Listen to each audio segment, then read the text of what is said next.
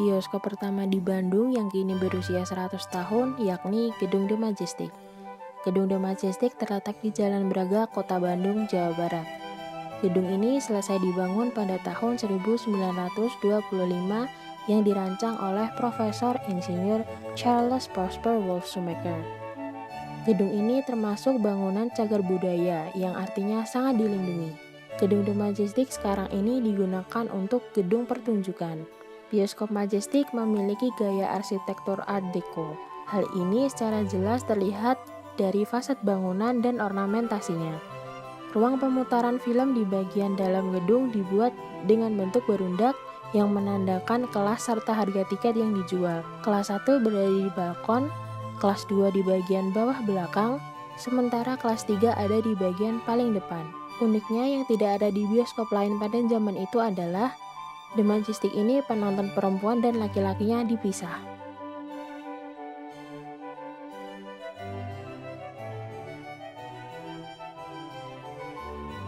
Di lantai 2 ini merupakan ruangan yang digunakan untuk staf dan juga panitia yang mengadakan acara.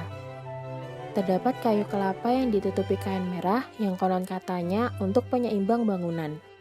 Furniture atau hiasan pada dinding-dinding masih asli dan terbuat dari kayu.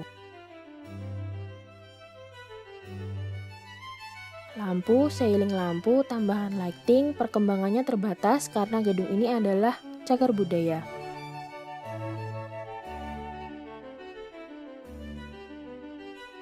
Belakang panggung terdapat mesin yang dulu digunakan untuk memutar film, namun sekarang sudah tidak terpakai lagi. Pada bagian atas backstage dapat ruang ganti dan ruang make up untuk artis atau orang yang akan tampil di panggung.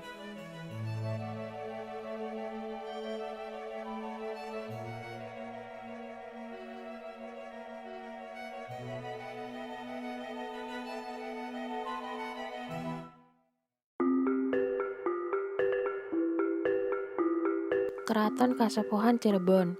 Keraton Kasepuhan Cirebon berdiri pada tahun 1430 Masehi oleh Pangeran Cakrabuana. Bagian paling depan kompleks keraton adalah 2 buah pintu gerbang. Pintu gerbang utama Keraton Kasepuhan terletak di sebelah utara dan pintu gerbang kedua berada di selatan komplek. Masuk lebih dalam, kita akan berada di Siti Inggil yang dibangun pada tahun 1529 pada masa Syekh Syarif Hidayatullah. Siti Inggil memiliki 2 gapura dengan motif bentar bergaya arsitektur Majapahit.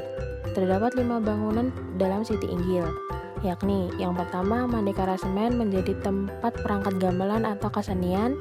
Kedua, Mandi Malang Semirang fungsinya untuk tempat duduk sultan dan keluarganya. Yang ketiga, Mandi Pangiring dengan 4 tiang di tengah dan di pojok, 8 tiang untuk menghormati umat Buddha, yakni 8 jalan kebaikan. Yang keempat, Mandi Pandawa 5 memiliki 5 tiang sebagai simbol rukun Islam. Fungsinya digunakan untuk tempat duduk pejabat pengawal sultan. Yang kelima, Mandi Semartinado memiliki 2 tiang sebagai simbol 2 kalimat syahadat. Fungsinya adalah tempat duduk untuk penghulu keraton dan kepala kaum masjid. Setelah Siti Inggil, kita akan melalui Gapura Lonceng. Pada gapura ini terdapat sebuah lonceng yang fungsinya menandakan waktu. Pintu regol-regol ini digunakan untuk masuknya utusan-utusan dari kerajaan lain atau dari bawahan-bawahan dari Cirebon. Begitu masuk area keraton, ada taman untuk mempercantik keraton. Patung macan sebagai lambang Cirebon sebagai penerus Pajajaran.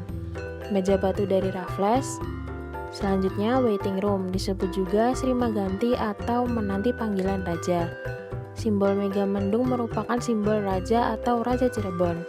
Seperti mega di atas melindungi masyarakat di bawah, dan mendung yang artinya pandai memakmurkan rakyatnya.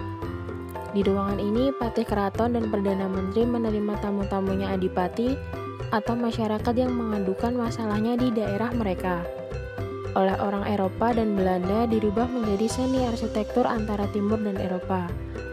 Terdapat porselen yang ditempel di dinding berwarna coklat yang bergambar kisah-kisah Nabi yang terdapat dalam Injil Perjanjian Lama. Pintu bacem dibuat dengan cara dibacem dan sudah berumur 5 abad, dibuat oleh Sunan Gunung Jati. Akhir dari bangunan keraton ini adalah bangsal keraton yang terdiri dari 5 ruangan, yaitu Jinempang Rawit, Gajah Nguling, Bangsal Pringgodani, Bangsal Prabayaksa, dan Bangsal Agung Panembahan.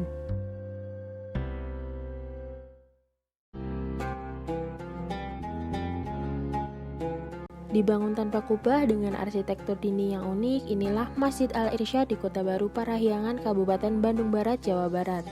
Masjid yang populer dengan sebutan Masjid Kubus ini didirikan pada tahun 2009 dan selesai pada tahun 2010. Masjid ini mempunyai luas 1.871 meter persegi. Masjid ini hanya memiliki 3 warna, yaitu putih, hitam, dan abu-abu. Susunan 3 warna tersebut menjadikan tampil lebih cantik, modern, simple, namun tetap elegan dan enak dipandang mata. Masjid ini dirancang oleh Gubernur Jawa Barat, Ridwan Kamil, yang terinspirasi dari Ka'bah.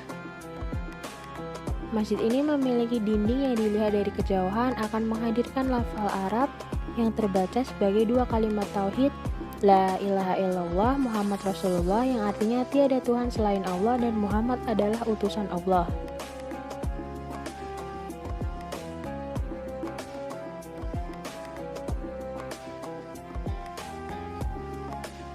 Keunikan yang lain adalah mihrab atau tempat imam. Tak seperti mihrab pada umumnya, mihrab Masjid Al-Irsyad terbuka di bagian depan serta menghadap ke pegunungan. Mihrab dan mimbar diletakkan menjorok di atas buah kolam, serta di bagian tengahnya terdapat batu bulat berlafalkan Allah. Tampilan Masjid Al-Irsyad semakin menarik dengan langit ruangan yang dihiasi 99 lampu yang bertuliskan nama-nama Allah atau Asmaul Husna. Selain unik, masjid ini juga sangat sejuk karena di bagian dinding dibuat banyak ventilasi sehingga udara dan pencahayaan dapat secara alami masuk ke area masjid.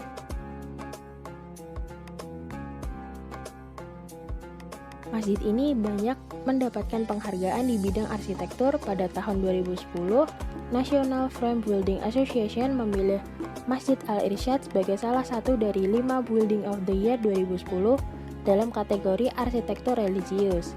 Selain itu, konsep bangunan yang ramah lingkungan menjadikan masjid ini diberi penghargaan Future Green Leadership Award 2018 oleh Building Construction Information Asia. Masjid Al-Irsyad memang bangunan dan ornamen yang sederhana, namun syarat dengan nilai-nilai filosofis keislaman.